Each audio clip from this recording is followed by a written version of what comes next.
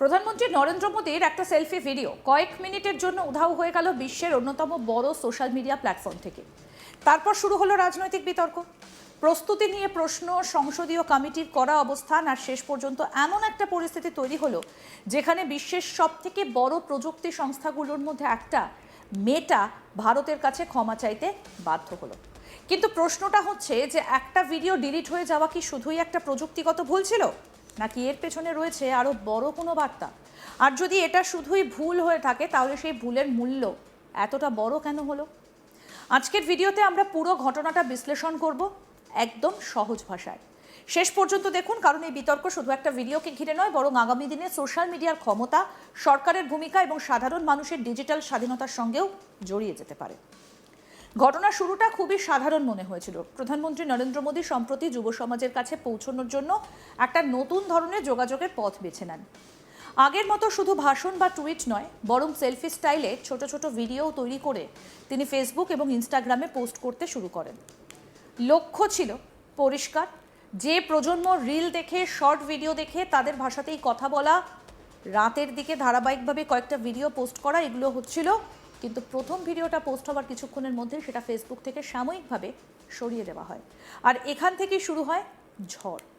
এক মুহূর্ত ভাবুন, বিশ্বের সবথেকে বড় গণতন্ত্রের প্রধানমন্ত্রীর অফিসিয়াল ভিডিও যদি হঠাৎ করে অদৃশ্য হয়ে যায়, তাহলে স্বাভাবিকভাবে প্রশ্ন উঠবে, এটা কি প্রযুক্তিগত ত্রুটি, নাকি কোনো অ্যালগরিদম ভুল সিদ্ধান্ত নিয়েছে, নাকি এর পেছনে রয়েছে কন্টেন্ট মডারেশনের কোনো জটিলতা? প্রথম দিকে মেটা জানায় এটা একটা ভুল ছিল এবং পরে ভিডিওটা পুনরুদ্ধার করা হয়। কিন্তু এখানেই শেষ হয়নি বিতর্ক, কারণ ভারতের পক্ষ থেকে বলা হয় শুধু ভিডিও ফিরিয়ে দিলেই হবে না, এত বড় ভুলের জন্য স্পষ্টভাবে দায় স্বীকার করতে হবে। এরপর বিষয়টা রাজনৈতিক এবং প্রশাসনিক স্তরে পৌঁছে যায়। ভারতের তথ্য প্রযুক্তি বিষয়ক সংসদীয় স্থায়ী কমিটি এই ঘটনাকে গুরুত্ব দিয়ে দেখে। লোকসভার সচিবালয় থেকে ইলেকট্রনিক্স এবং তথ্য প্রযুক্তি মন্ত্রকের সচিবকে লেখা চিঠিতে বলা হয়, মেটার সর্বোচ্চ নেতৃত্বকে এই ঘটনার জন্য ক্ষমা চাইতে হবে। এমনকি জানানো হয় নির্দিষ্ট সময়সীমার মধ্যে ক্ষমা না চাইলে সংস্থার বিরুদ্ধে কঠোর পদক্ষেপের বিষয়টাও বিবেচনা করা হতে পারে। এই অবস্থান থেকেই বোঝা যায় বিষয়টাকে শুধুমাত্র একটা প্রযুক্তিগত ত্রুটি হিসেবে দেখা হয়নি, বরং এটাকে ডিজিটাল প্ল্যাটফর্মের জবাবদিহির প্রশ্ন হিসেবে তুলে ধরা হয়েছে।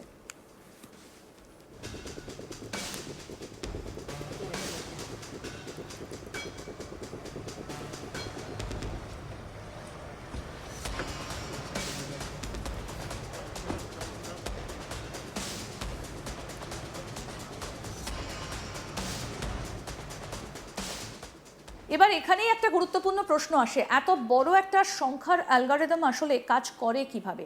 প্রতিদিন কোটি কোটি পোস্ট, ভিডিও, ছবি এবং মন্তব্য আপলোড হয়। সব কিছু কি মানুষ বসে দেখে? না, মূলত কৃত্রিম বুদ্ধিমত্তা এবং স্বয়ংক্রিয় সফটওয়্যারই প্রথম পর্যায়ের সিদ্ধান্ত নেয় কোনো কন্টেন্ট নিয়ম ভাঙছে কিনা।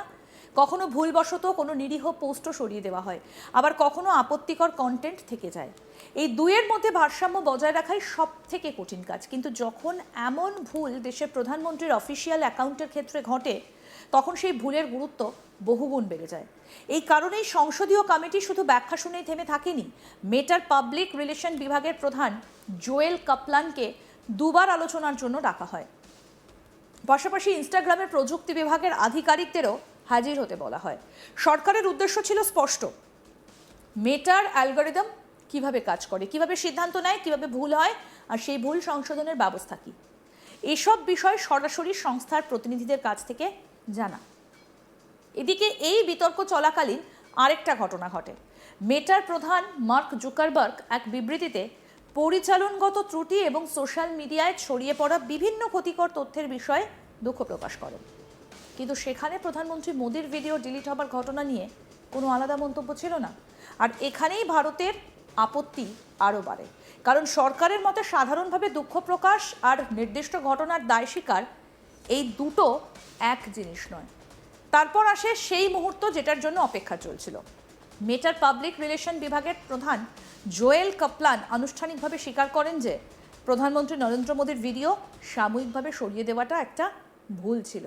তিনি এই ঘটনার জন্য ক্ষমা চান, অর্থাৎ প্রথমে প্রযুক্তিগত ত্রুটির ব্যাখ্যা, তারপর সংসদীয় চাপ, তারপর আলোচনার পর অবশেষে আনুষ্ঠানিক ক্ষমা। এই গোটা ঘটনা প্রবাহ দেখিয়ে দিল ডিজিটাল প্ল্যাটফর্মগুলোর ওপর সরকারের নজরদারি আগের তুলনায় অনেক বেশি করা হয়েছে। এবার প্রশ্ন হচ্ছে, এই ঘটনা কি শুধুই ভারত এবং মেটার মধ্যে সীমাবদ্ধ? উত্তরটা হচ্ছে না। গত কয়েক বছরে বিশ্বের বিভিন্ন দেশে বড় বড় প্রযুক্তি সংস্থার ভূমিকা নিয়ে প্রশ্ন উঠেছে।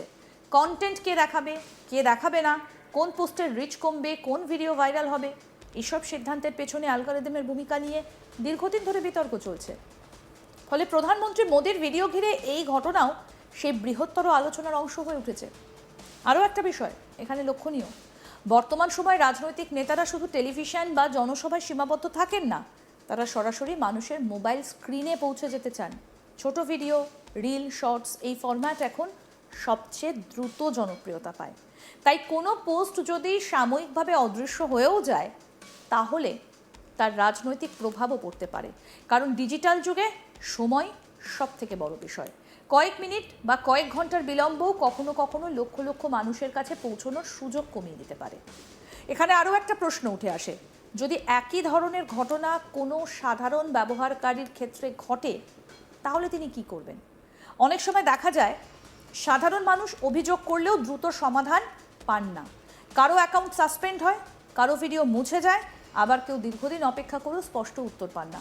ফলে এই বিতর্ক নতুন করে সেই প্রশ্নটাও তুলেছে, ডিজিটাল প্ল্যাটফর্মে কি সবার জন্য একই নিয়ম কার্যকর, নাকি উচ্চ প্রোফাইল অ্যাকাউন্টের ক্ষেত্রে দ্রুত ব্যবস্থা নেওয়া হয়? এই প্রশ্নের উত্তর নিয়ে এখনও নানা মত রয়েছে। অন্যদিকে মেটার দিক থেকেও বিষয়টা সহজ ছিল না। বিশ্বের বিভিন্ন দেশে তাদের কোটি কোটি ব্যবহারকারী প্রতিদিন অসংখ্য কন্টেন্ট যাচাই করতে হয়। ফলে প্রযুক্তিগত ভুলের সম্ভাবনা পুরোপুরি উড়িয়ে দেওয়া যায় না। কিন্তু একই সঙ্গে এটাও সত্যি যে যত বড় সংস্থা তত বড় তার দায়বদ্ধতা, বিশেষ করে রাষ্ট্রপ্রধান, সরকারি প্রতিষ্ঠান বা গুরুত্বপূর্ণ জনস্বার্থের সঙ্গে যুক্ত অ্যাকাউন্টের ক্ষেত্রে অতিরিক্ত সতর্কতা প্রত্যাশিত। এই ঘটনার আরেকটা গুরুত্বপূর্ণ দিক হলো সরকার এবং প্রযুক্তি সংস্থার সম্পর্ক। একসময় সোশ্যাল মিডিয়া প্ল্যাটফর্মগুলোকে অনেকটাই স্বাধীনভাবে কাজ করতে দেওয়া হতো, কিন্তু এখন পরিস্থিতি বদলেছে।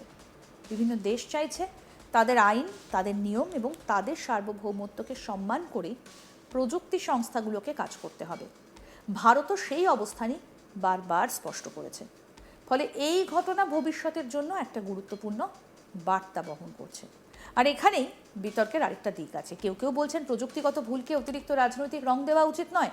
আবার অনেকের মতে যখন বিষয়টা দেশের প্রধানমন্ত্রীর অফিসিয়াল যোগাযোগের সঙ্গে জড়িত, তখন স্বাভাবিকভাবেই বিষয়টার গুরুত্ব বেড়ে যায়।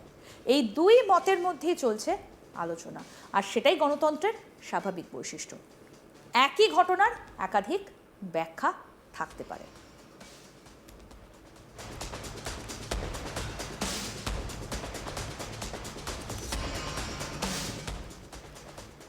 আরও আপডেট পেতে দেখতে থাকুন আজ তাক বাংলা, সাবস্ক্রাইব করুন।